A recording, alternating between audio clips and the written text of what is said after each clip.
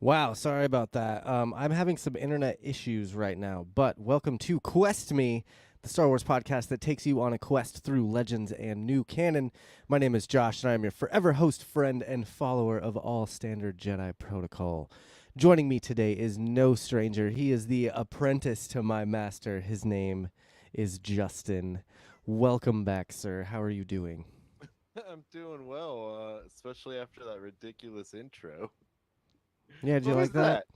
that? No. His name That is was Minch. that was for the crap you talked about my notes, jerk. Well, yeah, that was just a joke, but very nice, very Yeah. nice. Well, I ended it. Anyway, just again another heads up. My internet is being super weird, so if I do crash again, I blame the Nebraska Cornhuskers. It is the first game of the season right now, and I swear to God, Boo. every single person in this state is using the internet and streaming the game. So, there's only I don't know, like half of a quarter left in the game. So I'm hoping that once they lose, people can go to bed. Um, Anyway, now, of course, today we're talking about Ahsoka episode 3. But before we do that, I have to introduce two more people. Of course, we have the lovely fact checker. His name is Phil. How are you doing today, sir? Doing all right. Here to, continue to buck the trend of not having a name that starts with J. Yeah, Phil. Hey, that's good for you. You know, last week we had Anthony. He doesn't Yes. that Oh, I doesn't know. start with J. I know. So, but Can I we know have this a how week, the JJ and alphabet P and works, P? Josh. well, We I'm we glad. really have to do Um, a JJ and P. That'd be fun. Who do you know that's P? I We don't talk to each other. oh, yeah, what? But like I said, last week we had Anthony to talk about episodes 1 and 2. This week we have friend of the show and fellow Trekkie. Her name is Jessi from the Crusher Convo podcast. Welcome back. Hello. Hello. Happy to be back. Yes, it's great to have you. Like I said, you are from the Crusher Convo podcast. I Tell us am. a little bit about your show. Yeah, we just deep dive Star Trek The Next Generation in the eyes of Dr. Beverly Crusher, who is one of our favorite characters. And we basically, how do I put this? We serialize a character in an episodic universe. So lots of fun. Okay. Yeah. Yeah. Um, I actually had the pleasure of being a part of Crusher You Convo. did. I think that episode dropped a month ago, something like that's fairly recently, kind Yeah, of. like a couple weeks ago. Yeah. Oh, it was that. I Okay. think so. I don't Wow. know. I lost track. Quick to the Maybe. internet. It is the I end just of know August that you were already, like so in July or something. That's okay. all I remember. Okay. What'd you guys talk about? We talked season 3, the bonding. He got a very sad This is like episode. one of the more Orphan mother depressing. died Oh, and then was an yeah. orphan and then And it Yeah. Worf that adopted the episode boy. Yeah. looks like that episode dropped on the 13th. There we go. Look See, at you. July. See, look at that. There's our July. fact Yeah. checker. Checker. So it was Phil a month for the ago. See, I'm rescue. thinking a couple. See, I forget it's like the end of August. I still think I know it's. it I flew can't believe how by, quick. but I Yeah. realized no, I went to Oh, Vegas in the wow. beginning of August, so Yeah. I'm still I bet that got was to meet a ton lot of of fun. interesting people, including Jessi. Oh yeah, good old Jessi from Oh, Good old nice. Sun But Jessi. Inevitable Yep. and Open Pike Open Night. Pike. Yeah. Open Pike. Yeah. Lots of fun. Finally Um, got to meet them, so it was great. Yeah, he's a character for sure. Oh, he is. Yeah. He's Is that's someone to somehow to describe him? he's the same person No, in real life. I love you, Jesse. Don't worry. Yeah. we Well, yeah. all Thanks love again. Jessi. We do, and we also love you, Jessi. And thank you again for coming on and talking some Ahsoka with us, taking a break from, I don't know, that other galaxy, and coming over here to this galaxy, Coming over far, here, far yeah. away. To the good side. Of course, I yes, still good have side. as much as I'm a huge Trekkie, and my whole Twitter page and Instagram is basically Star Trek, but Star Wars is just right above it because that's what I grew up on. So Yes. See, I'll- and you know, you can You can take the person away from the Star Wars, but you can't take the Star Wars away from the person. I'm gonna use that Exactly. joke every episode. I'm gonna find Love some it. way to use that joke every episode. Oh man. Today, like I said, we are talking about the shortest episode of the series so far. Time to Fly. It was about what, 29 minutes? No, I think it was 32 minutes before credits. Something like that. Yeah. 37-ish, including credits. So- Okay, yeah. So, and if you count the intro, the like last week on Ahsoka, and then the credits, I think it was about 32 minutes or something like that. But there was still a good amount of stuff to talk about, and of course, we're going to talk about that. But before we do, I have to say hi to.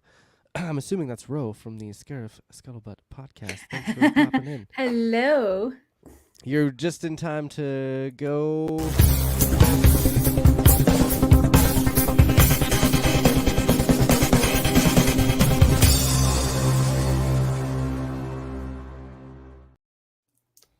To a bar far away. The Well, place- first off, one quick correction. God, Ro pops in already? and says hello there, and nobody said General Kenobi. I mean, come on, you Oh. guys. Oh, I that's was a missed focused on bringing up opportunity. your Oh, you're segment so video, right about Phil. that. All right, like It's all I'm good. paranoid Um, about my internet. Come on, man, cut me some slack. Tell us what He we're said, "There you drinking tonight." go." Yep. He's So tonight we were talking about the episode Time to Fly. So I decided to do a riff on the classic gin cocktail and aviation. So nice. Yes. yes.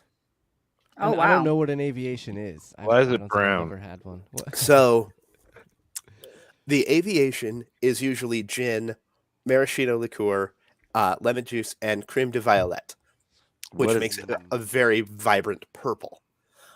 In this case, Mm. though, I have tweaked it ever so slightly. I have added a bit of Fernet Branca, which is a very bitter caramel-colored liqueur. That is kind of a go-to kind of industry thing for bartenders. Okay. So the Fernet adds a lot of bitterness to it. It also deepens it to that kind of brown color from the purple. I also added an egg white to this one to give it some foam on top.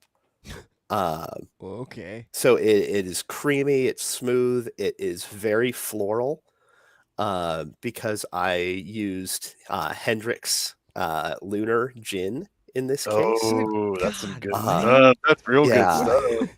So it's 2 ounces of Hendrick's Lunar Gin, a half ounce of Luxardo's Sangue Morlaco, quarter ounce of Fernet, quarter ounce of creme de violette, 3/4 of an ounce of lemon juice, and 1 egg white.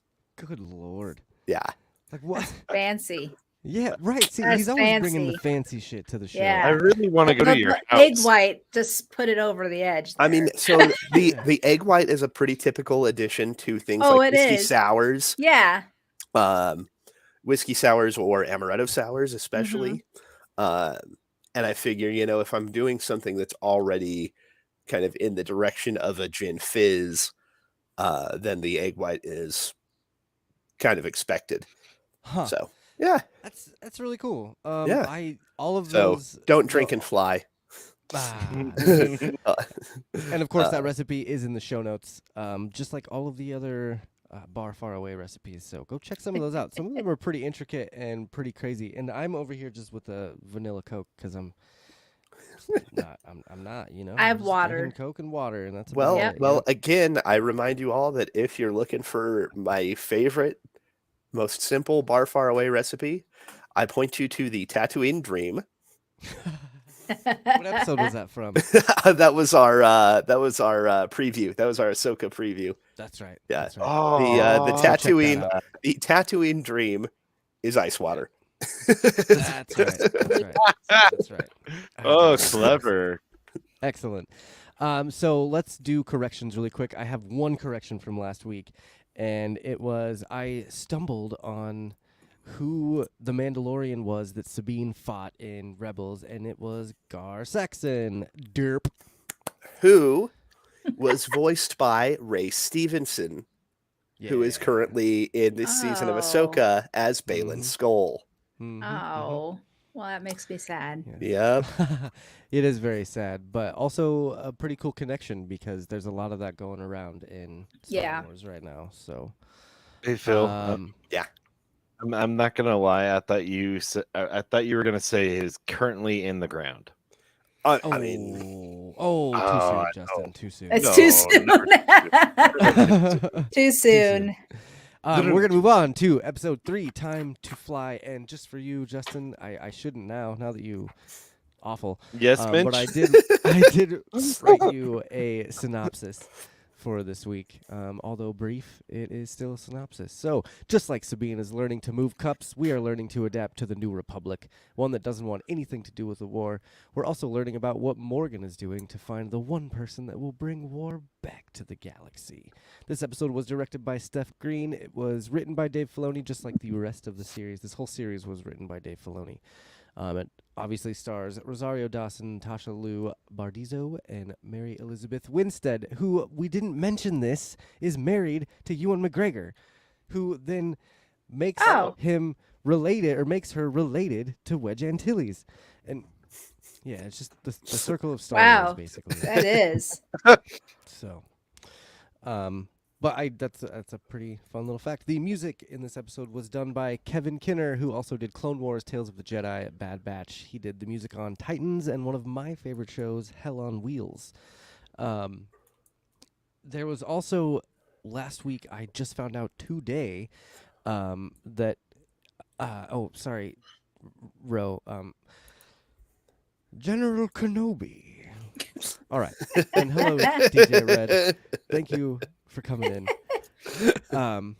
Anyway, the song last week in the first episode that Sabine was listening to on her little motorcycle trip is by a band called the Illuminati Hotties. It's not actually by the band. The singer sings the song. Kevin Kinner and Ludwig van Goranson wrote the song, but she sang for it, and I found that really, really cool because Illuminati Hotties, first of all, is really hard to say, but they're a really fun little punk band that if you ever get the chance, check them out if you're into that kind of music.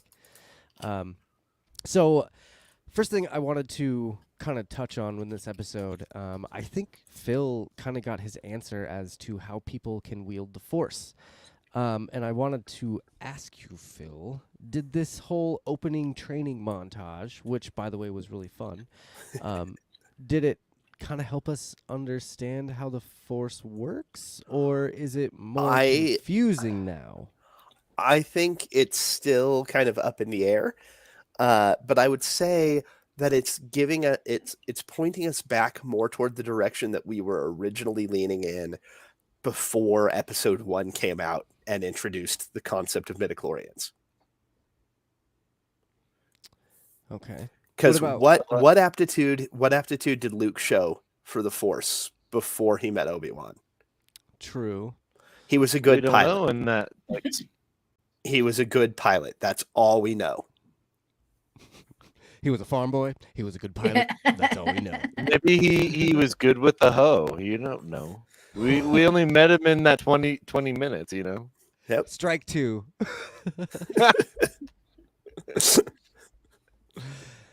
I can kind of I look forward to seeing how the rest of Sabine's training plays out during the series.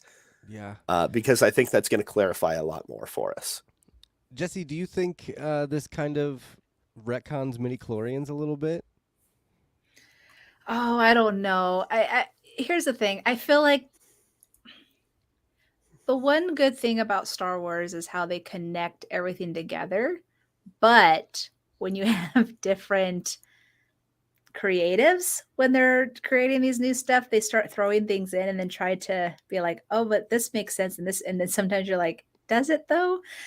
I'm still kind of like on the fence with what she was saying. Like, everyone could use the Force. And I'm all like, can they? Because I mean, Sabine said, she's like, then why doesn't everybody? Why do it's like, Which well, is there's a good skill, question. which is then no one really can use the Force. Like, I I have skills in certain things. That doesn't mean like Phil's going to be able to, like, I don't know. It's just, we'll I kind see of look how at it it like goes. playing an instrument. Hmm. I kind of look at it like Yeah. playing the guitar, or playing the drums. Like there has to be some sort of But some are level like of really talent there, good. right? Yeah. And some are like really good. Like there is Beethoven and Mozart, everything like that. And The then there's natural ones. not.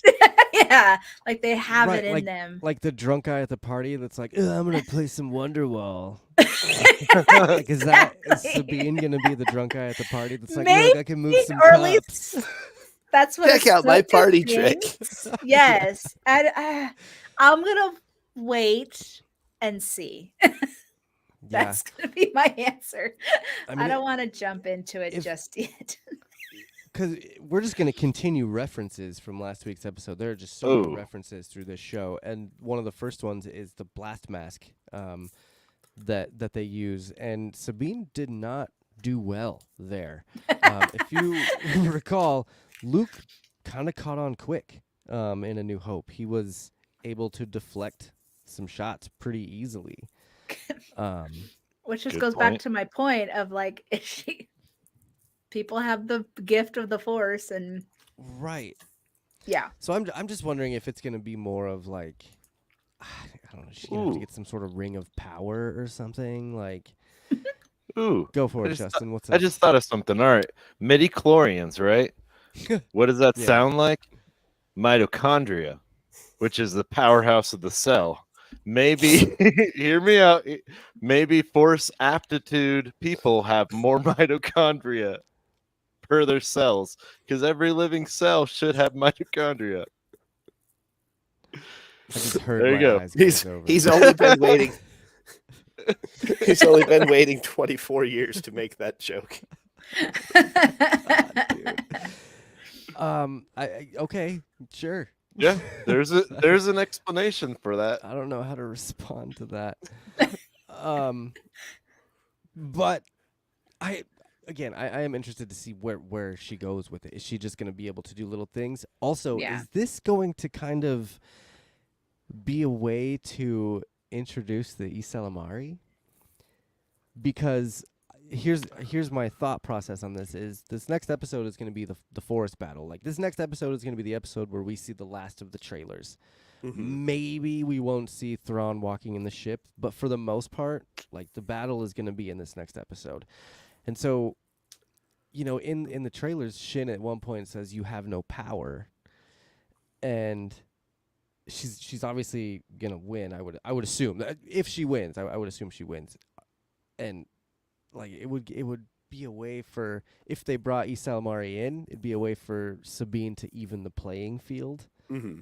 You know what I mean? Just to Ooh, kind of good be like, theory. oh, I don't need the Force. I have this animal, which, by the way, my friend Ezra Merrick over there, No. helped train. Yeah, no, it would be a fun way to level the playing field between her and Shin. I also think at some point maybe we'll end up with an actual fight where Sabine is literally blinded in one way or another. Yeah, Like that'd be kind of just cool. Foreshadowing. just a Dark. foreshadowing Mhm. thing. Dark Just- in the forest or something. Yeah, and she can't just see, something where like, she can't see her opponent, but still has to actually fight them. even though her opponent has a Right. lightsaber and just illuminates everything. Didn't we already see the Isalamari in Rebels? In Rebels, yeah. Yeah. Yeah, But did they have Um, that force nullifying ability? I Mhm. don't think we know, do we? I don't remember seeing them. It's around his neck in a photo. Oh, okay. Well, we'd have to look it up. Phil, you're on it. Answer Look it in up, five- and it's Phil. 5 seconds. DJ, They Vince's, were, great comparison would be Chirrut, and that's a good character to bring up, because Chirrut, I don't know if he necessarily could use the Force. It kind of felt like he could, especially at the end of Rogue One when he's walking No. across the sand. But at the Mm, same time, is he just one with the Force? You know what I mean? And he's just like going where the He's- Force is telling him to go. And he's is that Buddha-ing Sabine at is gonna that. have to do it. Yeah. He's So- taking Buddha and walking in the steps, man. He just takes the fire and he's fine. And in Fair. Rebels, we only saw them as sculptures, not as Sculptures. yeah. Okay. Oh, We didn't actually see like living ones. Okay. Yeah. But there are sculptures still, which is kind of, there's got to be some significance there, I would assume. Now I have a question since I didn't get to see last week because right now with work I was asleep. I had to go to bed early, but Okay, the show went way too long last week. oh, Lord. but when you said, is it Marek, the Merrick? masked Merrick. Marok. Okay, I think Marok. it's Marok. The Inquisitor. And I think you had said about Ezra. Yeah. It- yeah. Okay, so do you guys think Ezra is Mark Oh, or oh, Mark? No. I have No. No. I have a video. No. But not- okay. Well, because I was funny because you said something and then he started going, nuh-uh. Like I was like, oh, we all have our own theories about who theories, Merrick actually okay. is. So I'm just I the think only it's one that's Ezra. trolling everyone, not only on this show, but like in my Star Wars I groups on think it's Facebook. Ezra. I think It's Ezra. too much of a given. It's Ezra's with Thrawn. Thrawn's in It's another Star Wars. galaxy. They're not. Oh, all right, that's fair. That right there is fair.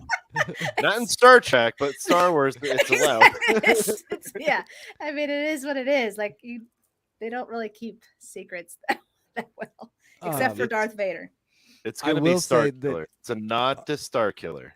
I'll bring up a really cool theory today that I read today that was Marok is actually Jason Syndulla from the future that came through the world between worlds to save his mother. Okay, all right. I like that one. Oh, that's I'll too, run with that's it. too that's too much. That's It too is much. too for much. what- Jim That's so Star no- Trek. nothing's ever good for you, dude. Oh, I love the complex theories, but you also got to think it has to apply to the average viewer, not us. No, I know. It's just it was a crazy theory. It was a I crazy theory that still read. I still think it's just the eighth brother. You said last the- week that he's it a was Ezra, Salamari. dude. Or something like that. He's a salamander. Marok is a guy named Cliff Reynolds who used to be a shuttle pilot and needed a job, so he became a hired muscle. I like that theory more than most other theories, Ro. Thank you. I'll More than support that. Jason. Mm-hmm. Yeah. I'll We'll support allow it. that. We'll allow it. No. So there's been, speaking of like Star Wars groups and stuff, I'm always trolling those pages, and like now that I have a new Facebook, all I see is Star Wars, which is kind of nice because my Twitter is still half and half Star Trek and Star Wars, but my Facebook is just My Star apologies. Wars all over the place. No, it's not you. I choose to share everybody's Star Trek stuff, so It's true. It's on true, me yeah. too.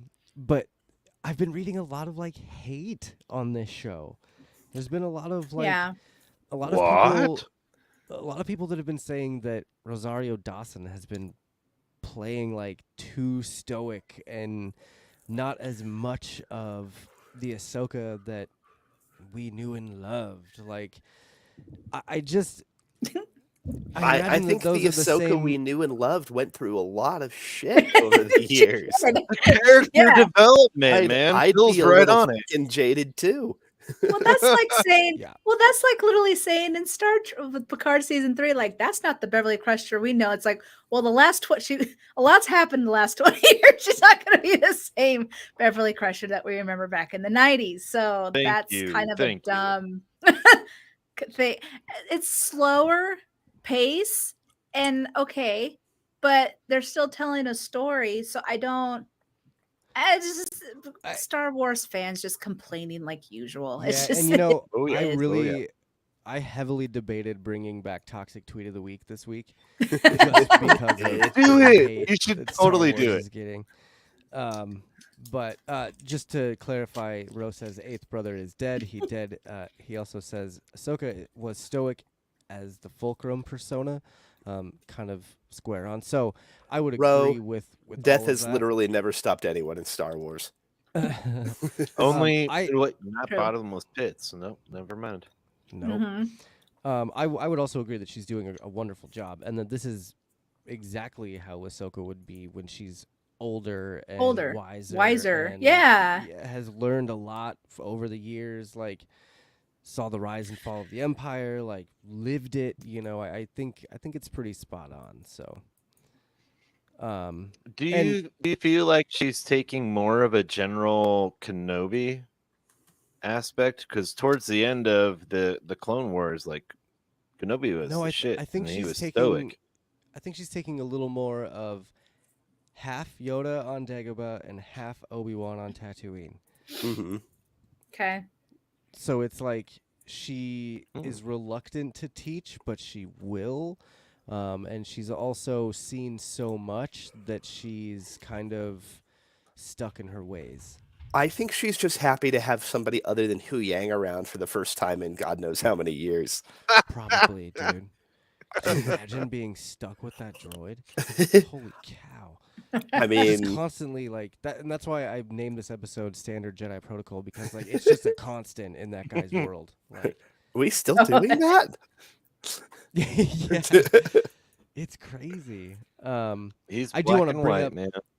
I wanted to bring up Mary Elizabeth Winstead as well, because she is, if we're talking about actors that are destroying their roles, she is crushing it.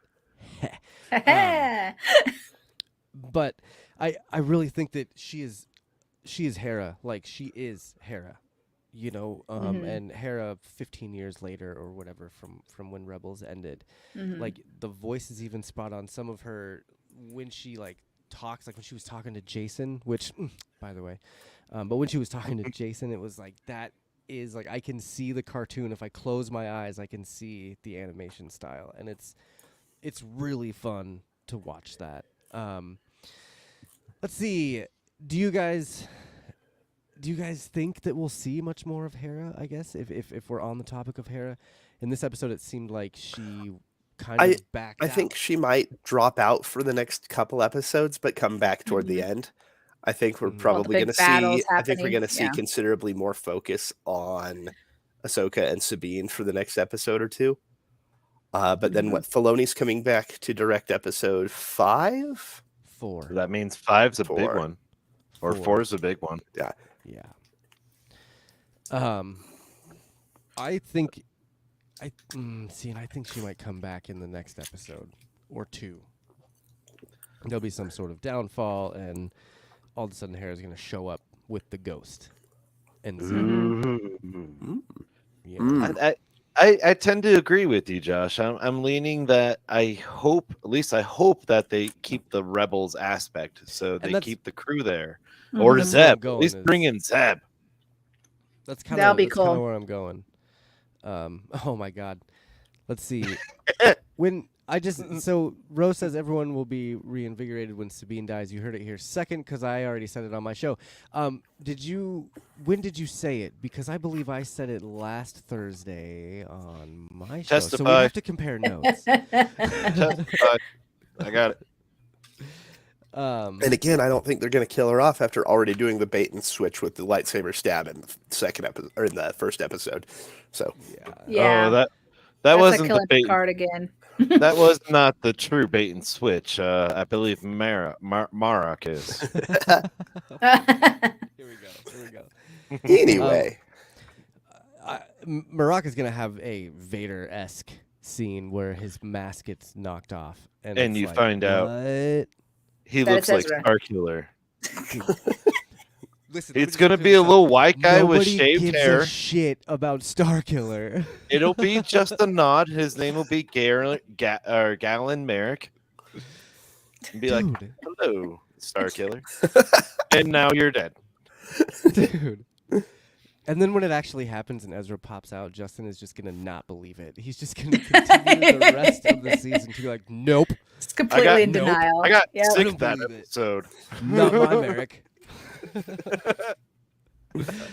I will say a third of this episode was spent in space, in a space battle. A pretty awesome dogfight, I would have to say.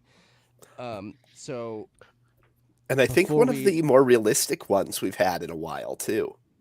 yeah, I would agree. And really Yeah. just it was different. The shots were different from Shin's ship, and the what were those ships even called? Do we know? I tried to find it, but I couldn't find. I the haven't name of them. found a. I have not Thanks, found Ro. a Have a good model night. name or number see for you. them yet. Night Row. I have not found a name or model for them yet, but I'll keep an eye out. Did Okay. you see the how much of a Clone Wars feel it looked like from the yeah. cockpit shot? Like Oh, the yeah. little No, had the- headband and yep. itself. Exactly, Like- had the little interface piece I that got the so Jedi excited. starfighters had. I got so excited seeing that.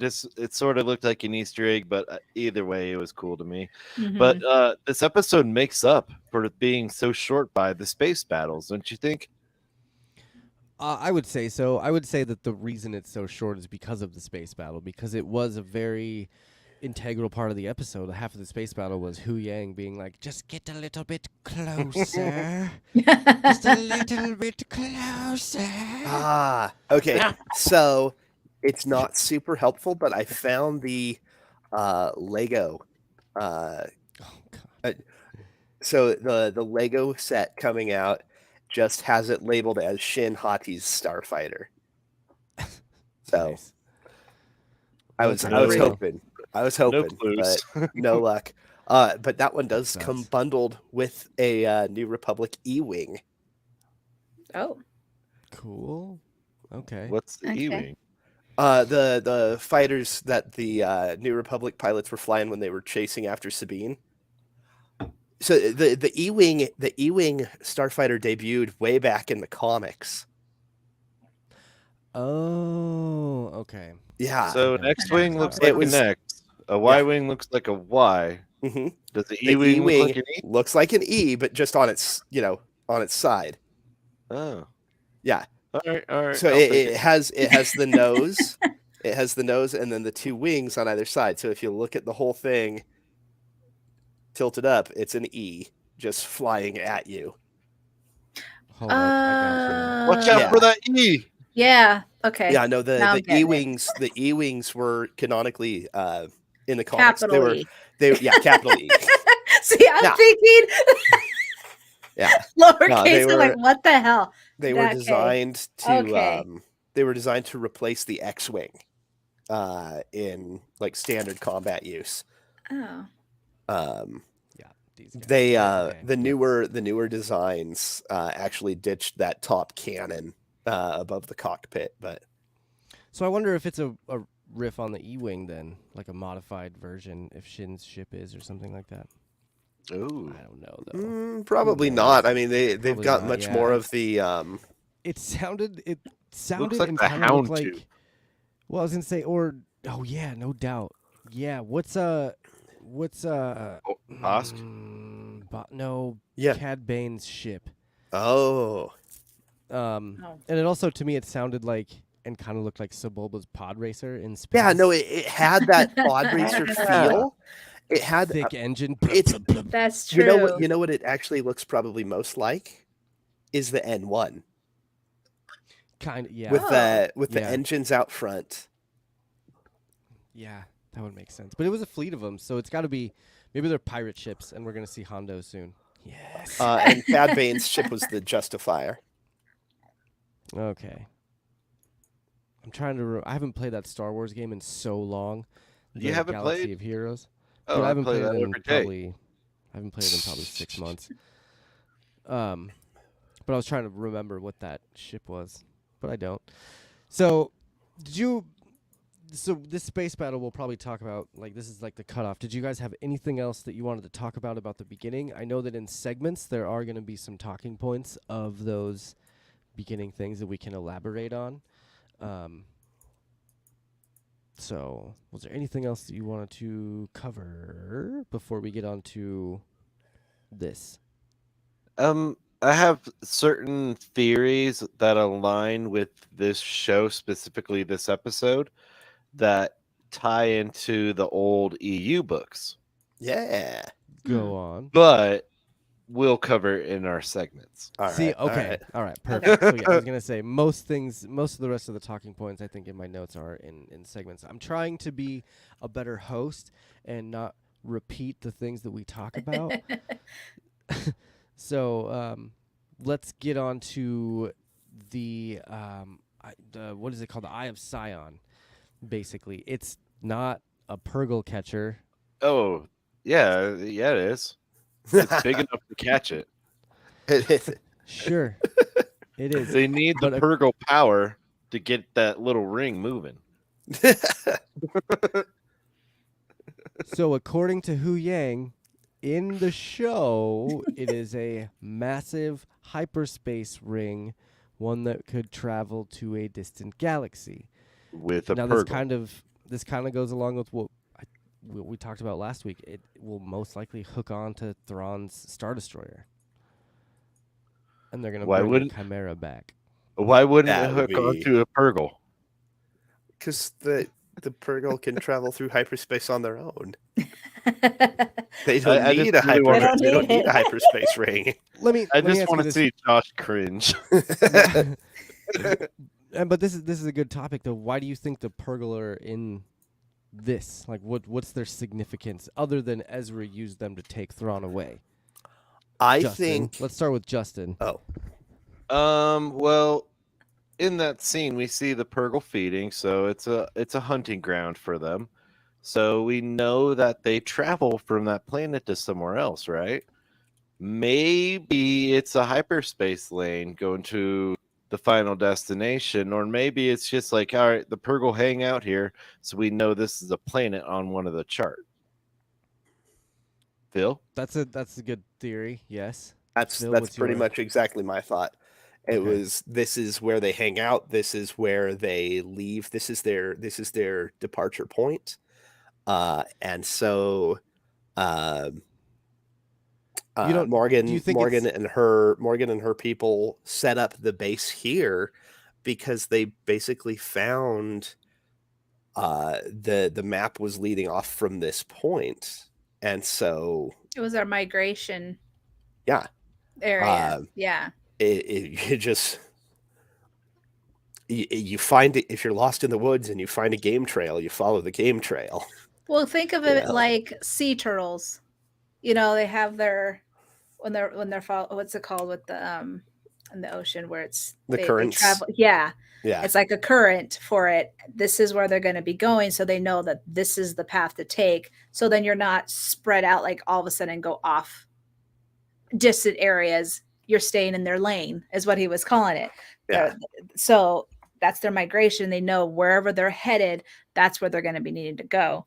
That's their lane. That's their their pathway. That's how I took it. yeah. I think that's kind of what I was thinking too. Like how, I mean, whales migrate Mhm. here. They migrate like a long ways to Yeah. find food and to mate and stuff like that. So I kind of think that the space whales are probably doing the same thing, but on a galaxy level, Grander scale, Galaxian yeah. level, a Galaxian, Galactus. I think this will keep level. them in their the like I said, so they just don't go off to a random different galaxy Yeah. far away on the opposite side. So they're using wonder them to how guide many- them. I wonder how many Purgle migration points these people have like gone to to see which one is the right one. Well, I mean, I went to one on a Purgle watching cruise, but none of them actually ended up surfacing, so it was kind of disappointing. Mhm. But I mean, the weather was nice though. We got to just hang out on the deck of the ship. It's just Did you get to hear them at all? You get to hear the Purgle at all? You know- whatever noise that is they make.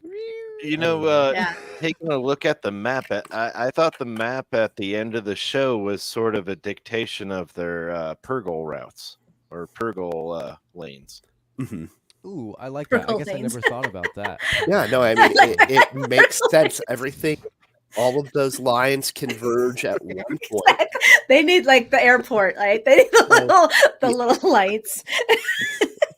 The other thought I had on those lights all Flaggers. converging, the other thought I had on all those lights converging in the credits is that maybe they're representative of the different people from the Ghost, the different Rebels crew plus Ahsoka. Oh, okay. And Where it's they showing are? them all like coming together. Okay. Like Origin Planet? Not quite. 'Cause they have planetary names next to it. Yeah. But I just was thinking all of that, seeing all of them coming back together. But excellent point that all of the different planets, everything in that map is labeled very clearly.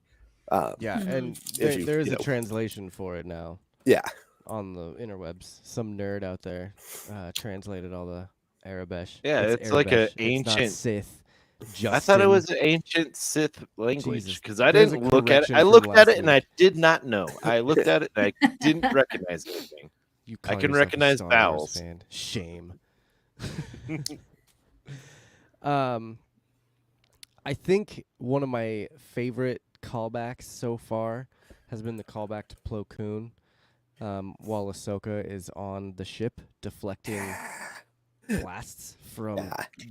the enemies. Like, I brought it up with someone earlier. Oh, my friend Chip from the Marvel Canon Madness podcast. I was like, Plo Koon is like one of his favorite characters. And I was like, oh, yeah, dude, you got to see Ahsoka. They did a callback and, like, explain the whole scene. And he's like, I don't. And I'm like, oh, my God. It's So like a the really, second episode of Clone Wars. Yeah, it's I really, don't like, recall really this. early on. Exactly, because Uh, everyone skips the first season. So, Grievous Yeah, it sucks. Grievous came up with a ship that basically had this giant electromagnetic pulse generator, and he was, yeah. shuts them down. shutting down enemy ships. And then they'd send droids out to crack them open and kill anybody who survived. Plo Koon and a little squad of clones survived, and part of it involved Plo Koon going out and fighting in Zero G. Yeah, it was sweet. And to see it in live action was right. even cooler. Yeah, it was a really nice nod to the first season of Clone Wars. Yeah. Did you guys have a particular like sequence in the space battle that you liked more than others, Jessi? Silence, Phil. Oh, I mean, I thought it was just so cool to actually see that. It was a cartoon. I know it was some kind of nod to something within Clone Wars, but I couldn't recall what it was. But Plo Oh, we're back on Plo Koon. Yeah. What did I go off on a tangent? No, Well, I asked Jessi what her favorite sequence was other than the Plo Koon one. Yeah. No, it's fine. You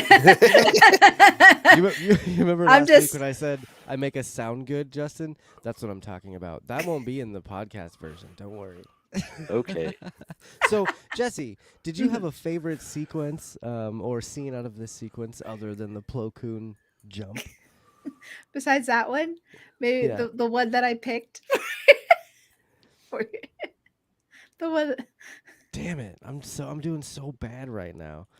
You're right. So other than those two, Besides the one that I picked another one. No, it's. You know what? We're tired. It's been a long day. It's fine. yeah. It's funny because it's been so long since I saw Clone Wars, and so when I was watching this whole, I'm all, when did Star Trek come? I was like, what is going on?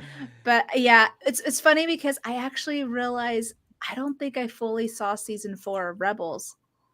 Because I remember finishing 3 and I started 4, but I don't think I got to finish it. And so when last episode, I was all, I am missing a lot. And so I watched the last 2 episodes of the season to kind of figure out what was going on. So Oh man, you gotta watch like the last 4, I think 4 or 5 from that one to really get it. understand Yeah, the magnitude that it is. I just but it's been so long because they've had those gaps between the seasons. Like they threw in a last season, was it season 7 of Clone Wars and all? Yep. So Bad I'm Batch and then yes, and so I've just been trying to piece them together to figure out what was going on. And so I mean, that whole sequence in itself was cool. I just didn't know how it worked from before, right? I mean, and typically that's what Star Wars does. It's always a nod to something. They're bringing it back from whatever it has to be, whether it be the original or even the expanded universe. You know, they've done nods of that in the movies, but There's so And I- much now. It's hard to keep track. yeah, and I feel like this whole show has just been nod after nod after nod. Right, to right. to And I was different like, oh, I'm properties. missing a lot. I'm Yeah. missing so Oh, much. okay. On the topic of missing a lot, I brought this up in a group this week, and I found it really interesting. A lot of the answers that I got from it, but I'm trying to find out the timeline of this show a little bit more, and if we're gonna Mhm. have a time jump, because to me, I feel like this series started right after season 2, episode 5 of The Mandalorian, which was titled The Jedi. It's the one where Ahsoka defeats Morgan Elsbeth and asks her the grand old question, where is Grand Admiral Thrawn, right? Mhm. And I feel like this season started kind of right after that because they're taking her to a New Republic Yeah, prison. because like she she's gets on her because she way. gets intercepted on her way to prison. Right. And so, or on it was her way to it was trial. on her Mhm. trial, and so in between this this series, basically in between Mandalorian and season 2 and Book of Boba Fett, this series happened. But I think we might have a time jump because it's either going to be a time jump or we're going to end this season right before Book of Boba Fett.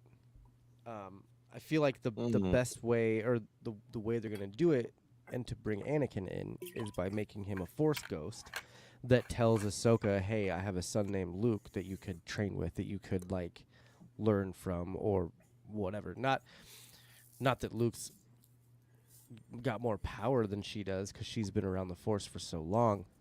But I feel like it'd be a good way to explain kind of How what they meet happened up. in between and how they meet up. Yeah, because you never know. Ahsoka might not know about Luke Skywalker. It's a pretty big Mhm. galaxy. If she's been, a hermit and on the run, she did say that she's called that ship her home for a long time. So Mhm. I would find it really cool if, like at the end of this episode, they have just detrimental losses, right? Like, what if Sabine does die and Mhm.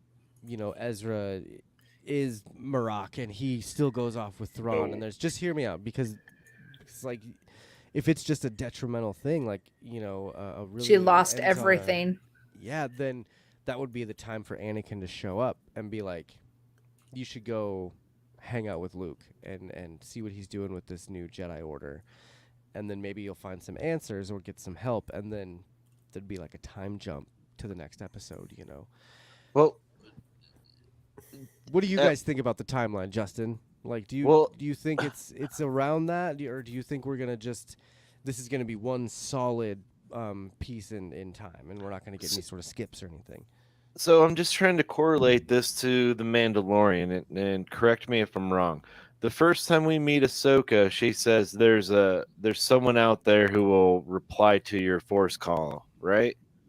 And There then the might be next, someone out there, so it sounds like she doesn't know who.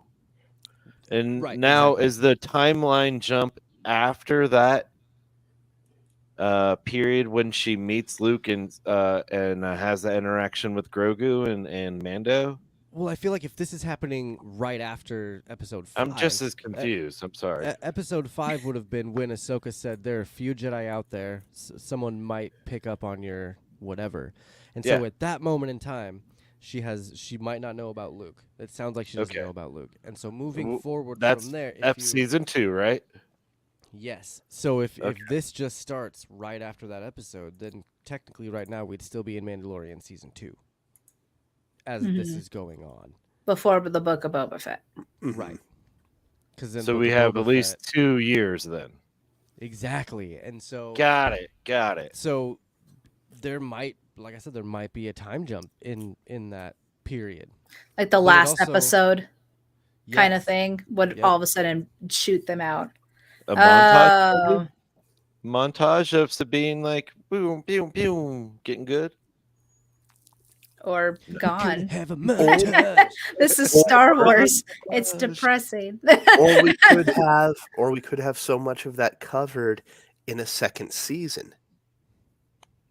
It's Ooh. true. Yeah. If they decide to do a second season, There'll which I be would 3 assume they will. seasons, and then there will be the movie.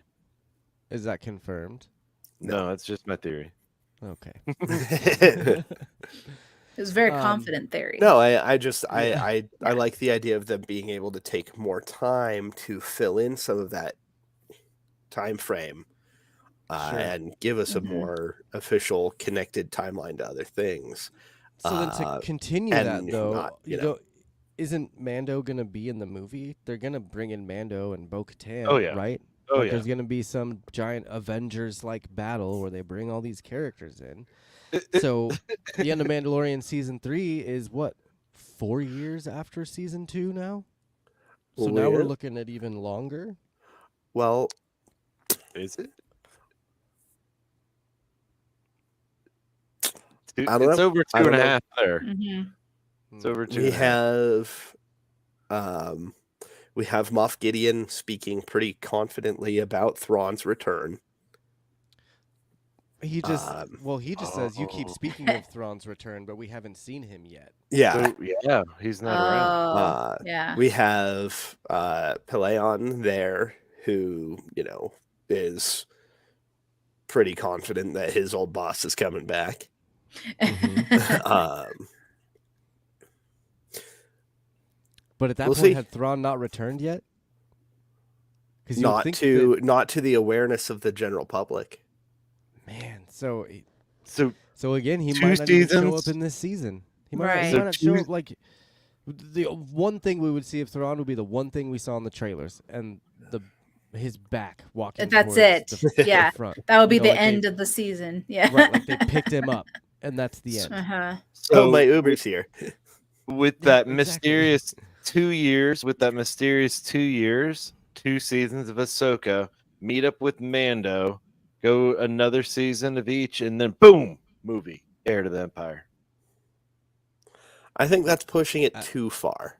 Honestly, I Damn. think that's holding off. I think that's waiting on people to watch too many things before you actually get to some sort of story resolution. Yeah. But keep in That's- mind, it's an Avengers kind of feel. Yeah, they're Disney's, still that's trying to- Disney's motif, man. But they're still trying to speed up the process. Mhm. yeah. So Why would they and- want to speed it up when they can and- milk the franchise for even more blood and money? Because people are going to get worn out. That's you've seen the superhero fatigue. Yeah, dude, and they just released Touche. They just released that new set of eras that introduced the Old Republic and the new Jedi Order. They have plenty of things to milk Yeah.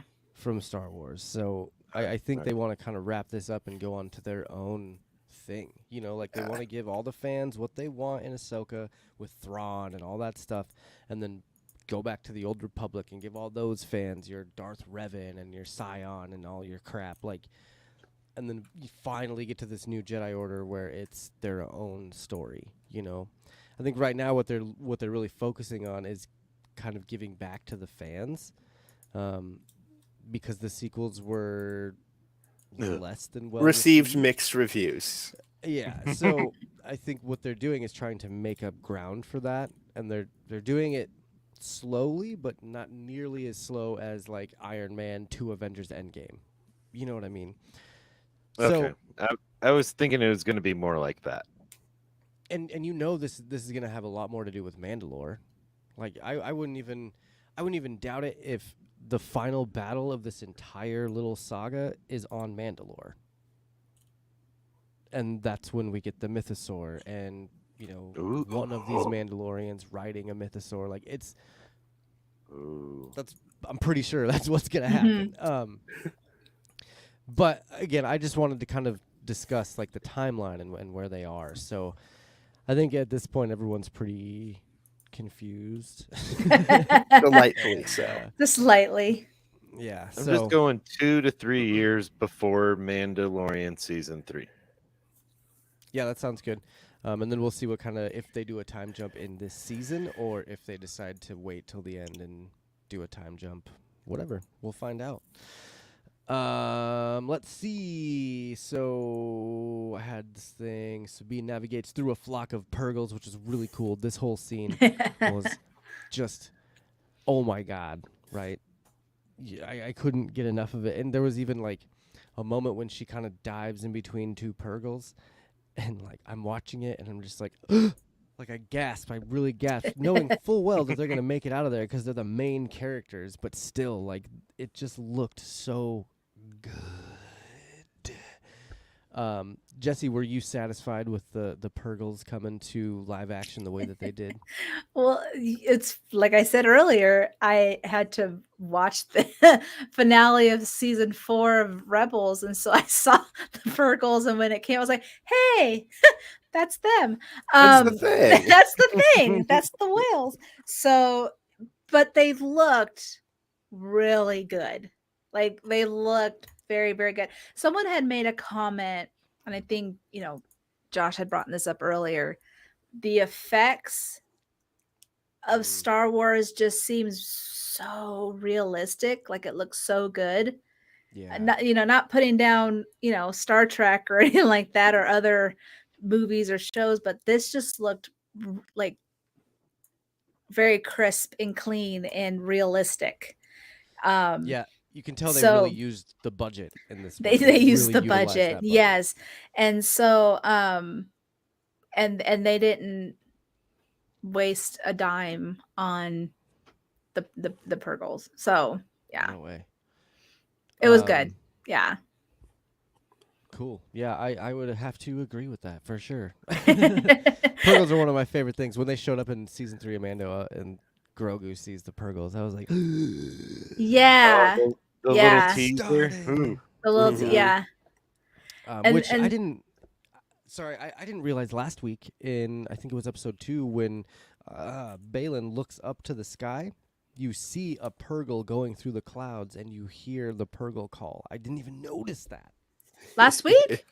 Yeah. Yeah. Really? Ah, Which Yeah. which There's one? There's With a the moment in first? time.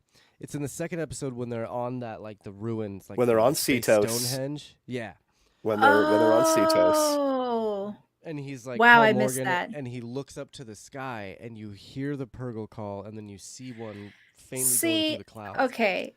Hmm. Now that you're bringing that up, It's pretty so I for don't cool. one, recall it. Ezra is definitely in their group. Okay. And two, um they're using the Purgles to navigate them to where they need to go, right? Yeah, I mean, they Yeah. have I a map. feel like that's kind of. I mean, they have a map, now. but They have a now, map now. but because like the how Purgles many had times taken have they traveled with a Purgle before, or like utilized that skill that Marezra has, and Well, I think followed that's the just Purgles it. I to think the they're space jump, needing the you know? Purgles, like how they respond, how they act, what they do. Because wherever Thrawn may be, even with the map, Kind of a hazard navigation. basically, yeah. Like, You yeah, know, yeah, we can get there, like we can get but there, we're not but going to be able to see, they're we're gonna not going to need actually them be able to to get see out the windows as we're driving. right. So, I don't know. I just feel like there's gonna be more to it, oh especially if yeah, they've been I'm making sure there's these more. clues. Mhm. But that just makes me realize that like Ezra's there, whether he's the Maroc guy or not. Ezra, because he was so much with the whales, the Purgles. Yeah, the whales and the wolves. And Yeah. all the wolf like Motifs. yeah, thank motifs. you, are very, very predominant. I'm glad Justin's gone so we can talk about Hey. damn it, he's back. Are we talking about wolves here? No, No. we're not talking No. about Marezra or No. anything. No, we're, Oh, He's better we're than gonna move Ezra. on. Oh God. All right. I told you I'll take the it. jokes will continue until I will morale take it. improves. I'm gonna continue that. You can take the blank out of blank, but you can't take the blank out of blank. Just gonna keep doing that all season. Right. Whatever. Anyway, I think right now we are at the point in time where we can move on to segments, because anything else that I think we would talk about at length was gonna be in segments. So, we Agreed. all chose 3 segments, but Jessi only has the 2, which is great, because that's normally what we do with these seasons. Is we have 3 segments, yes, but we only pick 2 to do during the shows, because as you saw last week, it gets pretty long when you do all 3 of them plus a rating segment. So we're going to do the one-chimer and Sarlacc killer scene this episode. And yeah, let's start with this one.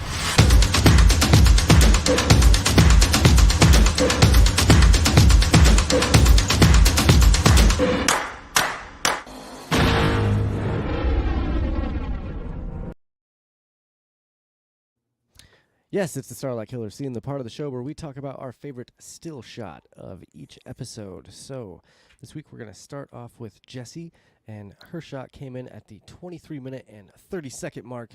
Go ahead and tell us about this shot.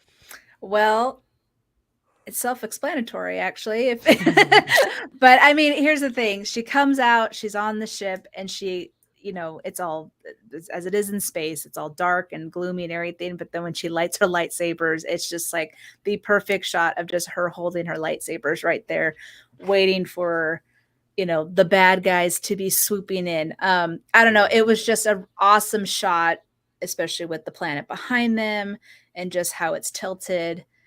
The moment it happened, I was like, and that's my scene. And that's Nice. it. This is though where I got my Star Trek feels, because I was like spacewalking like they do in Star Trek. And they kind of have the same looking suits that they did in Right, 2009 they did, and I 9/11. cracked up that like in Star Trek they wear like like helmets and things like that, but hers is fitting her. It's got the little tails. Cracked me up. But no, the suit this was very Star Trek, which is, I was like, Jesse's not gonna like this scene. He saw this, but maybe he would. I don't know, but I don't know. I think it's just He's weird about that stuff. we But still love this- him. We still love him. On the subject of realism, I mean, look at that. Look at Yeah. that ship, man. Yeah. It really does look like she's actually walking on a ship, which she very well might be. This could be a practical effect that they That could built be. Mhm. and used. Yeah. Which I wouldn't put it past them. Again, I think that's why don't spare any expense. Right. I think that's why the realism is so spot on, because they still do practical effects, and that's just what makes Star Wars Star Wars. It's Yeah. not all, CGI and things like that. So yeah, But I do know that they did use a model of Ahsoka's ship while filming. A lot of times, it was kind of like the Millennium Falcon model they used. They had it on display at the con, and it was really cool. It was Oh, that's huge. cool. It was a big ship. It was really cool. But yeah, excellent scene. And I'm sorry that I kind of ruined it with the whole Plo Koon thing earlier. That's what I was all like, are we gonna do the segment, or are we just do I skip No. ahead? No. Yeah, that's my bad. And again, and also sorry, Justin, for ruining your scene, which comes in at the 25-minute and 33-second mark. Tell us about this guy. It's the entrance of the Purgo. Mhm. Like to see we touched on it earlier, but to see the live or I guess CGI effect of the space whales, it was cool. Those are real space whales, Justin. Those are real space whales. That's not actually CG. That's a Practical. practical effect. Yeah, that's a, Dude. But which I maybe wouldn't put it larger- past them. I could see them making like actually, and then little sticks, and then putting them through clouds. Like I could see them doing that. Yeah. James Cameron got on board, and he really wanted it to be awesome. Yeah, but he's such a stickler for realism that he actually insisted on going to Cetos to film it. And it's Yeah. ridiculously expensive. That was like half the budget for the episode. Right. But it's funny, like initially in Rebels, I thought the space whales was a dumb idea and a dumb concept. But to see, And now. I embraced it, and then to see the whales come, I'm like, yes, Purgle power. He embraced the Purgles That- just you like need he's to going to hashtag that, embrace by the way. Merrick being Ezra. Oh, Hashtag God, no. purple power. Yes. That's funny. Excellent pick too. That was my original pick, but then Justin swooped in and was like, "My pick's the same as Josh's," so I changed it. Meh. Yoink. I had 3 picks because every time I do my picks before you guys, you end up picking one of my picks. And So let I me had- guess, one of your 3 was mine too. Nope. No, actually, Oh, the only one was rude. Justin's this week. Rude. Yeah. Okay. Last week I That's didn't pick one because I forgot. it. But this week, Phil remembered again, and he's got an excellent shot coming in at 11 minutes and 10 seconds. Tell us Ooh, about this early. shot. Boom. Aww. So this is our first look at Jason Sindula. He is our kind of the baby from the end of season 4 of Rebels. He is obviously He wants to be a Jedi. He- half God. Twi'lek, half human. And he's hanging out with Chopper. He gets to be best friends growing up with. Mhm. So imagine how that's going to shape his personality. First off, It already has. He's Yeah, I wonder how many war crimes he's committed already. how many people has he killed? Yeah. What, Chopper's like, it's fine. where's his tendrils? he doesn't have them. No, He has has green hair. he has green hair, green and he hair. has his ears are The kind of green- pointy. Oh, interesting half breed. Yeah, no, it's fun with Star Wars genetics. We don't want to get Yeah, too it's- much I into was gonna that. say, tell me I about don't- it, Phil. I don't ask too No. many questions. They blew Let's- the let's budget not. with the Purgles. They couldn't do any makeup on the poor kid.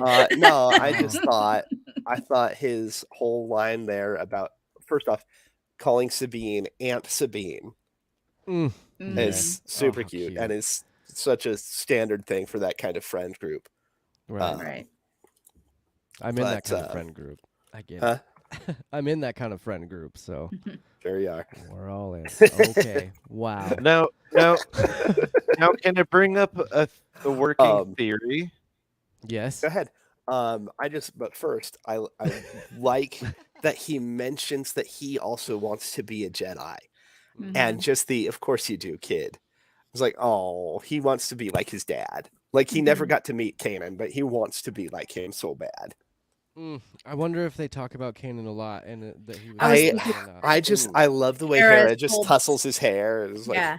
Hera's told so many she stories just about is him. so nostalgic about Kanan in that scene. It's beautiful. Do you think he just watches reruns of Rebels to get to know his dad? Jesus. No, I think Chopper tells him stories about his dad. Oh my god! And I bet they're the most badass. Or like stories. Zeb. Like Mm. I could just see All I of could just see them. Chopper as like the head Sopranos character that's got like a cigar that he's got coming out of his little droid mouth, and he just come here. Let me tell you a story about your papa. Like just going off about how they went off and murdered so many people. okay, and- off topic, but I have to ask just real quick. please, R2D2 versus Chopper. Who would win? Chopper. Chopper. R2D2 would know better than to get into that fight because they Yes. already, first off, they already encountered each other. They already encountered each other in Phil season 1 wins. of Rebels. They already That's true. technically encountered each other in Mhm. season 1 of Rebels. And R2 is too old for this shit. R2 is too old for that shit. He doesn't have time to deal with some young punk. He's just like, you're on your own, kid. I had to do with C3PO this whole time. I'm not even going. No, okay. Where are I my had to notes? ask. Go ahead. I need to go write that down. Lethal weapon. Oh god, Chopper Droids. R2 meme. getting too old for this Lethal shit. Weapon. Chopper R2 meme. Thank you. But yeah. Make that tomorrow. Right. Anyway, that was mine. I was just like, nah, this is another really great continuity nod Yeah. to the end of Rebels. It's a nice little to Kanan. It's a nice little salute to him. It's Mhm. just Yeah. it was good. And as I've seen theorized, potentially sets up a link to Skeleton Crew. Ooh, Uh, okay. With the possible inclusion of Jason as a crossover character between Ahsoka and Skeleton Crew.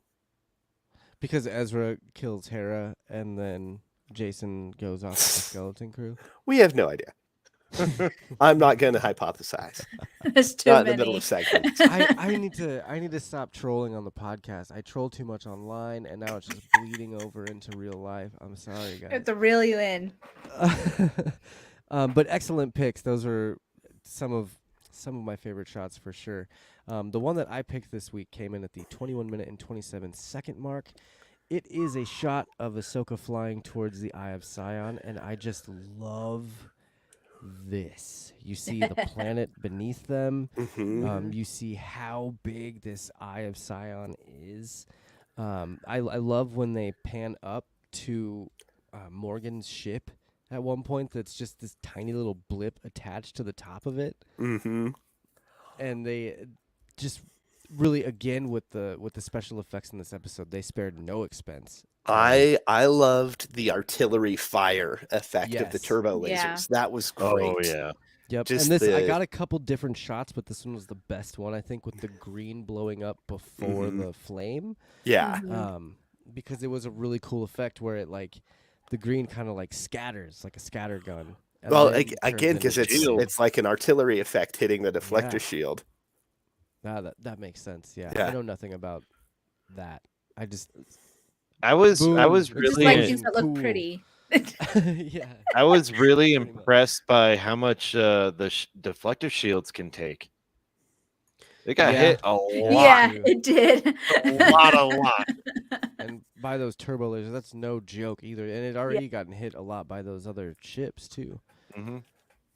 which to me sounded like Destiny guns. I just got to throw that out there. The Shin's ship and all them, it just sounded like a gun from Destiny. Ugh. Anyway, excellent picks, everybody. Like I said, our other segment is going to be the one-chimers this week, so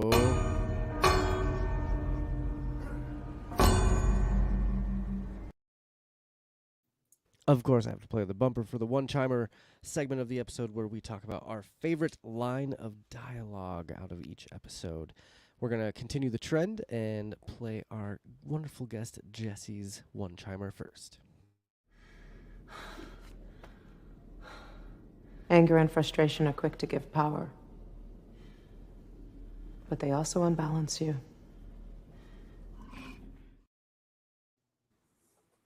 Who got, Anakin Skywalker vibes right here in this scene? I feel like with Ahsoka, she's kind of getting hit with like flashbacks, right? PTSD, Oh yeah.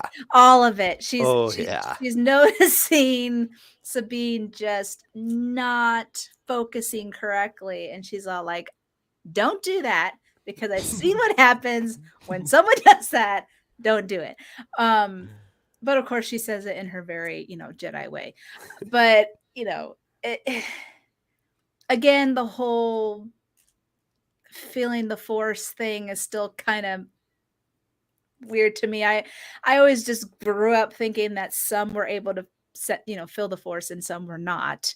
And so this is kind of throwing me off a little bit. And so I'm waiting until it ends and see what they do. But I think for her, she doesn't want to have an Obi-Wan mistake. She doesn't want to be Obi-Wan, is basically what it comes down to. And have your, Yeah, which makes sense. General Kenobi. I won't forget this time. Thanks, Andy. for stepping in. hello. So yeah, that's why I liked it. It just her little bit that she said, there was a lot more context to it. I would agree. Just the way that she delivered it and kind of Yeah. looked at her like, Yeah. I've seen this story before. It's And it not doesn't end very well. fun. Yeah. and Hu Yang's very clear approval in that moment too. Yeah, that's No true. shit. Hu Yang is like, I don't know. Let's go on to Hu Phil's Yang is like the one-chimer. chopper version of C-3PO. Kinda, yeah. You kind of get the feeling that if he didn't follow so many standard Jedi protocols, he would commit a lot more war crimes. He would. That's Yeah. AP5, man. That's AP5.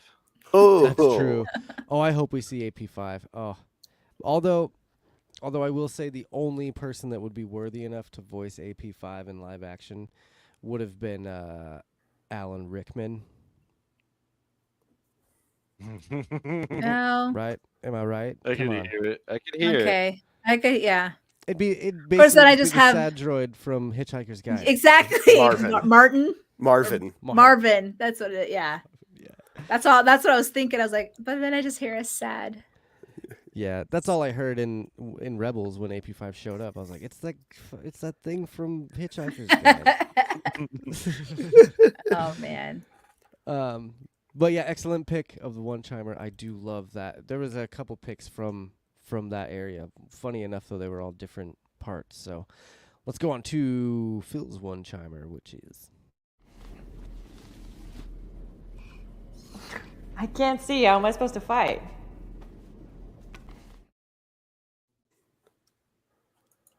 And I think the nod to A New Hope there was just brilliant. You know, the Jedi training comes full circle. You know, we see Sabine basically repeating the same lines that Luke had in A New Hope throughout this episode, actually, including her reaction to having to fight with the blast visor down.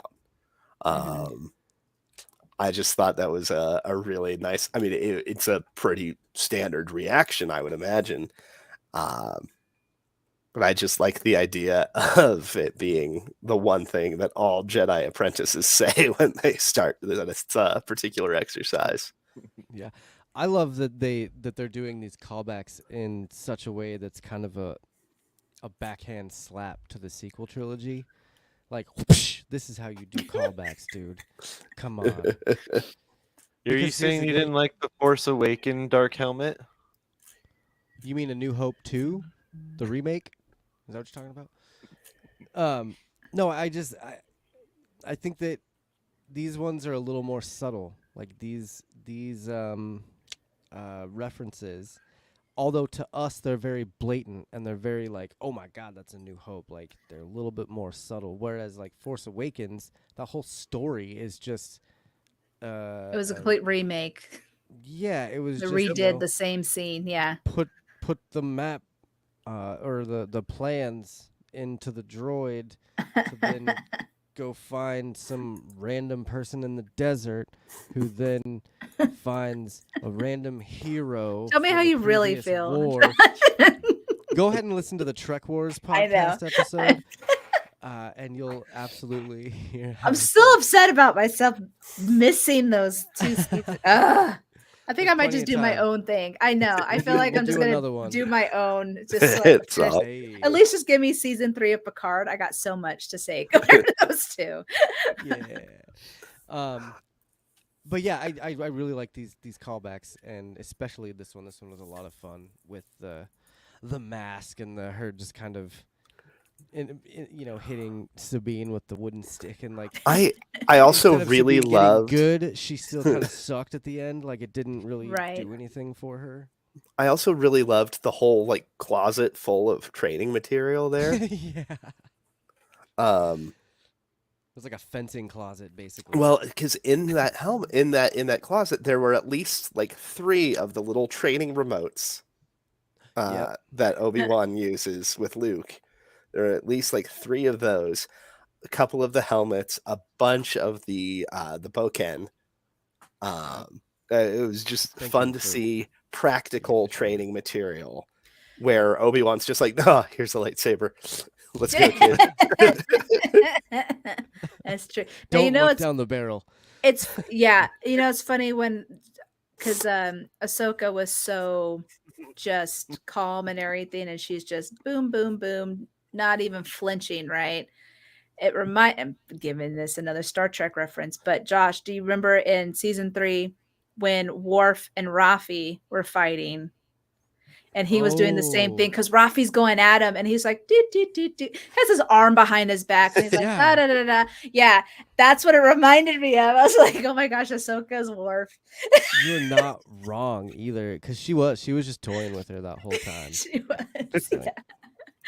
So And just that whole training montage was awesome. Yeah. Even Oh, the yeah. I know Phil's Boba's bounty this week was gonna be. I'll just bring it up really quick. It was the this guy right here, and I loved that aspect of it. It's Hu Yang holding up his like lightsabers, his lightsaber lights that record. Your battle Where the stances strike and how lands. your Yeah. strikes and stuff like Yeah. that. Super super cool addition to like Jedi training. We've never seen anything like that. Yeah. Before. And of course it's ancient. Hu Yang is like 1,000 years old, so that's probably from High Republic. 75% same part. parts. Oh, I love that. And still 75% original parts. That's pretty high for being around that long. That's pretty Yeah. good. Yeah, no doubt. But let's move on to Justin's one-chimer here. I don't feel it. Not like you do. The Force resides in all living things, even you. I can feel Ooh. it calling in the air. How about the midichlorians or mitochondria, huh? Everyone's got them. No, but I really do like this quote a lot. It signifies that, hey, like every living being has some aspect of the Force, even you who really can't use it or who sucks with it or is inept. But I thought it was beautiful. It sounded sort of existential, I would say, to the fact that if you believe in this, that everyone has like a part of the cosmic being in them, and that cosmic being is the Force. But it is nice. I liked it. It just kind of gives your 8-year-old self hope that you can also become a Jedi someday. I made a really fun TikTok video, and it's that scene, and it's POV. You're 8 years old, and you just watched Star Wars for the first time, and you're trying to pull the glass towards you, and it just never works. So, and I still to this day, 35 years old, I'm still like walking out those automatic doors and using the trick, to open the doors. Like, always. sometimes it'll be a little more subtle. I don't want the kids to see it because they'll think I'm weird. But like a little flick of the wrist down by my waist, nobody notices. But I'm still opening that door with the Force. So I used to go I go like this. yeah, That's how a I good did. one, I would too. walk up and go like this. Yep. And no one flinches though when I do it. People know what I'm doing. I remember Ewan McGregor getting asked the question, "Do you use the Force to open doors or whatever?" And Oh, yeah. he said he did, and I love that because I hope to God that one day I see him in the airport, just like moving doors. I mean, they had trouble with him on set during the prequels because he kept making the lightsaber noises with his mouth when he'd be fighting, Yeah. right? Yeah, it's like I think didn't Carrie Fisher do the same thing, or Harrison Ford or something? They did the same thing back in the day when So they were going pew filming. pew. Yeah. Pew. Yeah, I love that. Excellent pick, though, guys. My one-chimer comes in right here. Were you ever in the war, Senator? No. Just sat back and waited to see who came out on top? Speaking of backhanding somebody, oh my goodness. Right? Sit down. Sit down, Oh, I Senator. Yeah. Oh yeah. I loved that scene so much. First of all, that senator, what's his name? I forget his name. Ziona? Yes. He's in Resistance. If you guys ever watched that cartoon Resistance, he's a pain in the ass in Resistance too. Oh. He's just basically Justin. What did you say? This was your Boba's bounty. Was him? What did you call him? Was it Fela? Thela From the films. I really think he parrots him. He's gonna be the red herring of the rebels that you think is the Thrawn intercell, and then you're like, oh no, he's just a greedy motherfucker. He's just a dick. Pretty much. No, he's She called him out on it too. He's such a fun parallel character to Borsk Felia in the Hand of Thrawn. In the not Hand of Thrawn, but Did you just call it the Hand of Thrawn? Yes, series? I did. But guess what? I immediately corrected myself. I like the Hand of Thrawn. Tried. though. He tried immediately. No, in the Heir to the Empire, in the Thrawn trilogy, he's a nice. Justin. I would love to see, though. I'm still holding out that at some point we get to see a Bothan in live action. Oh yeah, we We absolutely do, will. we We have do. We to, saw right? one. No, we When? totally do. It's this season of Ahsoka. We see one in the background. I promise. Okay. All right. I'll believe you. I think it's the But first. I did. I weren't like the idea here. that we don't see them as just being like, oh no, they're such good spies. You've never actually even seen one. They're just invisible. You weren't here for the Ahsoka preview episode, Justin, but I found out finally that what I've been calling the Hand of Thrawn series is not actually the Hand of Thrawn series, and I'm just an idiot. So the original trilogy was just the Heir to the Empire trilogy, basically, and the Hand of Thrawn duology was the two books that were like the prequel. They were those. written by Zahn as a follow-up to the original Zahn trilogy. Yeah. So that's why I was giving Phil crap about saying Hand of Thrawn. Because first of all, Phil let me use that on Twitter and in public and live for months without saying anything. So I'm happy that happened. Anyway, back to my one-chimer. This is showing the ineptitude of the New Republic right now and how, like, they really are so passive. They don't want to go to a war. They don't want to give Hera resources because they just want everything to be hunky-dory, you know, and they don't want to imagine that Thrawn could actually be back. I think you're right, Justin, that senator in particular is just going to be a thorn in their side and nothing else. There's going to be a lot of theories coming out that he works for Thrawn and blah, blah, blah. Oh, of course he doesn't. He's but not going. I doubt he does, A, because he's in Resistance and he's still a senator in Resistance, and B, because if they are taking notes from the Heir to the Empire trilogy, then They he are. would just be that guy. I know. You know that I know. We review those books because you know that I know that you know that I know. Indeed. So, excellent picks, though, guys.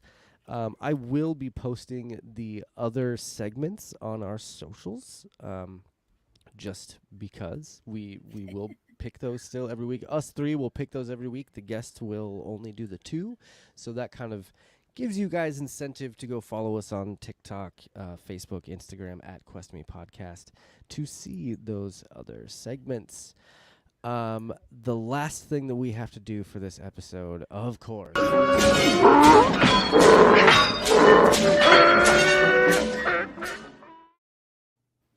it's the Tusken Raider, the part of the show where we rate each episode. So this week we're going to rate it out of 10 Purgles. Yes. Duh. Yes.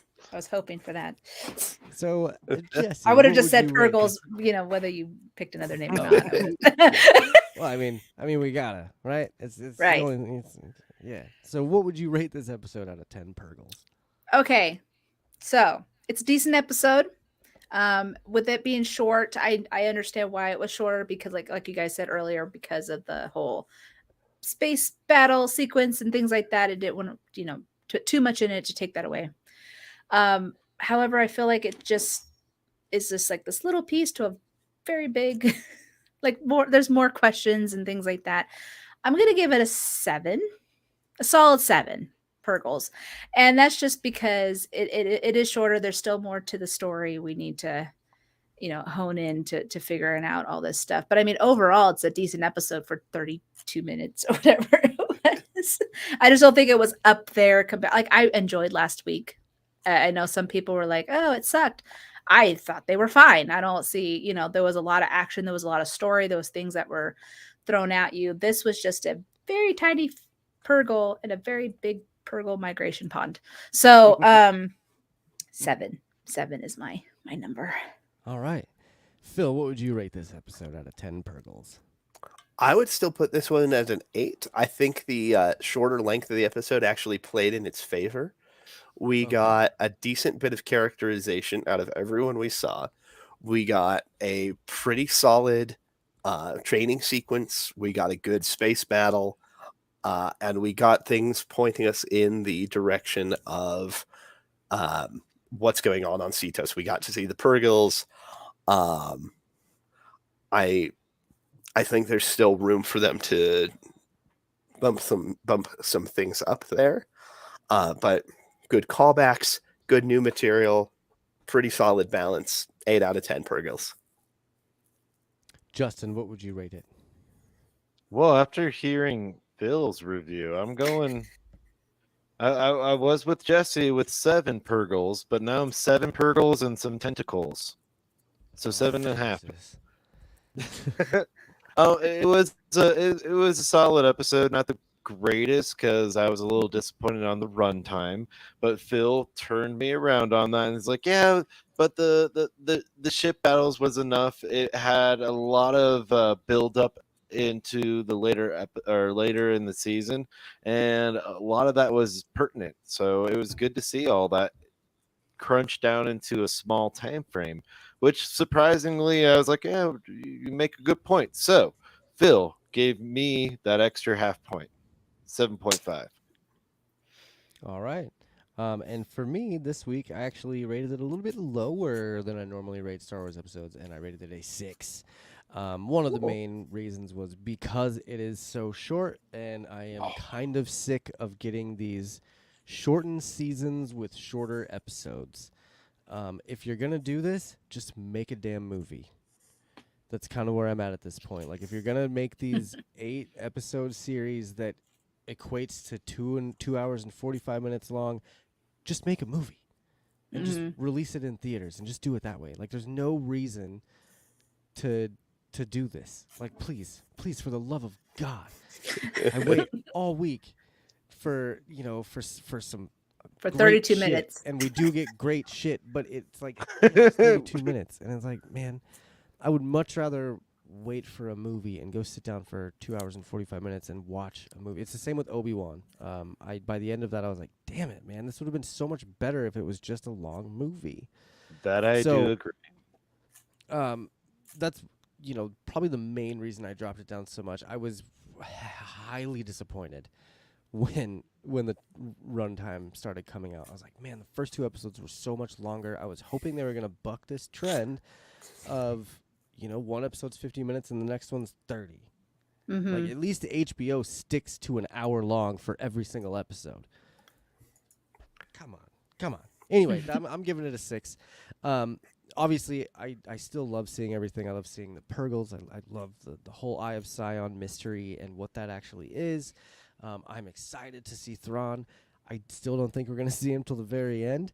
But just that suspense and build up to seeing one of my favorite characters ever, like ever, coming to the big screen. It's enough to at least keep it above a 4 and a 5. So our total this week, I don't know if I said it already, but our total this week was 71. It was 70, and I didn't do the math again when Justin put his stupid 0.5 in there, so I'm just going to bump it up to 1. But that's going to be all for this week, unless you guys had anything else that you wanted to cover or discuss. Let's start with Justin. You look like you got something. I was thinking that they were gonna replace in the extended universe Jason with Jason, but instead of doing Luke and Mara's kid, it's gonna be Kanan and Hera, but sort of parallels the adventure to come. I don't know. That's just a running theory, especially when he said, "Oh, I want to be a Jedi." I was like, "Ooh, yeah." Just remember that any Jedi that goes off to train with Luke Dies, probably doesn't make it out in the end. or he becomes a Knight of Ren. Knights of Ren. Cool too. Knights of Ren. Super tight. Knight of Ren. And again, still doesn't make it out. So Exactly. Yeah. Touche. Phil, did you have anything else you wanted to discuss for this week at all? No, I got nothing else other than to say thank you again to Jessi. Really appreciate having you here. Hope that Crusher Convo goes well for you. Thank you. Yeah. And Keep did on you have crushing it. anything else before we get into your show, Jessi? Not really. Like you, it being so short, there's not much to say, right? So, or to add, I should say that. But we'll see how it goes. Again, the whole Force thing. Yeah. Leaving it at that. It'll be interesting to see that for sure. But yeah, like Phil said, thank you so much for coming on. Why don't you tell everyone in podcast land where they can find you and your show? I think you were on a little bit of a hiatus for a minute, and then Just a now you're little back, bit. right? Yeah. So Okay. we were a bit busy in August. We had our 1 year anniversary at the end of July. Oh, And then congrats. I went to Star Trek Vegas, where I got to meet the entire Next Generation crew. And God, that's cool. actually, if you guys could see the whole picture, I got it all signed. Oh, that's Oh, The only ones I just don't have is Will Wheaton and Patrick Stewart, which I'll probably never get Patrick Stewart, which is fine. I Whatever. get to go see him speak in Okay, so October. I no longer like Dude. Phil. Phil can. No. This No, could, he this he could play to has your advantage. he has a book. He has a His a book biography signing. coming Yeah. out, and Well- I have tickets to his book signing in Boulder. Why don't you send him He's your coming poster, here? Jesse? Really? I didn't even Yeah. know that. Okay, maybe there's a chance. Yeah. I'll just So, take it to the yeah. book signing. And There's a small chance. There's give a it to chance. Phil. We'll Give give it to that. Phil No, to take to I the mean, book I'll signing, roll it and he up, could stick sign it, that. mail it out. Yeah. That's funny. I didn't know he was coming, but anyways, yeah. but no, I I'll mean throw a link in the chat notes. okay, but no, it was a lot of fun. Got to definitely talk to Gates McFadden. She was very appreciative of everything, gave me big hugs, said she loves all the work we've been doing and stuff like that. So Oh, that was really great. That's Yeah, so so awesome. that was so nice. But yeah, we're going back in. We have our first recording coming up next weekend, and then Beverly Crusher Days happen in October, and then we have a special interview in the end of October. So Ooh. kind of wait. Yeah, haven't announced it yet, but yeah, it's a good one. So I hope people enjoyed that. But yeah, we're diving in, finishing up, gonna finish up our season and get going. Nice. But it's Nice. been a lot of fun. Heck yeah. And of course, all awesome, those links Jessi. are going to be in the show notes and all of those different things. You can find Jesse and Crusher Convo there. And Phil, all of his things are going to be in the show notes as well. But why don't you go ahead and tell the people out there that don't want to use their thumbs how they can find you? You can find me on Twitter or Blue Sky at FlipWriter. Find me talking about books and booze most of the time. So It's a pretty good combo. do what I can. Justin, what about you? Are you putting your Instagram out there, or are you just focusing on the Quest Me Instagram? JLou1742. There you go. All right. All I these links. I didn't even will- say where to find me. Like we were talking about the items. So you can edit this part. Oh no. No, You're I just don't gonna throw wanna it edit in. No, you could find us on Twitter and Instagram and YouTube, and of course we're also on Threads and Blue Sky, but it's not exactly updated a lot on Threads and Blue Sky, but I try. It's a lot to keep up with. But It yes, is. Crusher Combo, you can find us all on there. So yeah, that's where you can find us. And then any podcast app. Yeah. Heck yeah. Well, thank you guys all for being here this week. I am excited for next week's episode. I think there's gonna be some crazy shit happening. You know what I mean? So it should be a good time. Let's do a little sign off. We'll start with Hold on, Jessi? someone else. No, someone else go. start because I messed up Yeah. last time. I'll point. I got the camera down now. Counterclockwise. Good. Counterclockwise. So we'll go Jesse, Phil, and Justin, and then me. So for Quest Me, I have been your host. I mess up every time. I'm supposed to start with somebody else. Just me. Just pay attention to me. Just pay attention to okay? you, Okay. For Quest Me, I have been your host. Jesse. I'm Phil. I'm Justin. And of course, my name is Josh. We will talk at you next week. May the Force be with you.